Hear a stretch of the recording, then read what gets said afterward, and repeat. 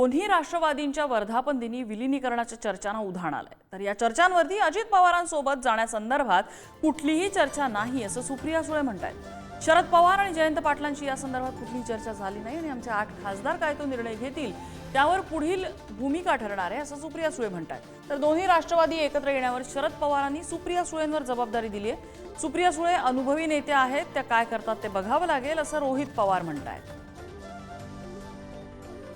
Operation सिंदूरच्या जी group 7 जे 7 group गेले होते त्या सगळ्यासाठी आम्हाला आज 7 वाजता बोलवलं आहे। त्याच्यामुळे मी पक्षाचा कार्यक्रम करून लगेच पाऊण वाजता निघणार आहे कार्यक्रमातूनच। त्याच्यामुळे या सगळ्या प्रक्रियेमध्ये गेल्या 15-16 दिवसामध्ये ना संघटनेशी कुणाशी बोलायला, ना घरात कुणाला, ना नवरा ना मुलं कुणाशीच बोलायला गेल्या 15 दिवसात खरंच वेळ नाही मिळाली। ती फक्त चर्चाच आहे आणि एकादशी झाली आषाढी येणार, या वर्षीची झाली की पुढच्या वर्षीची येणार, असं करता करता 4 वर्ष कशी गेली हे कळणार नाही। त्यामुळे चर्चेला किती महत्त्व द्यायचं हे आपण सगळ्यांनी त्या ठिकाणी ठरवलं पाहिजे। पवार साहेब जी दिशा देतील ती आमच्या सगळ्यांची दिशा असेल।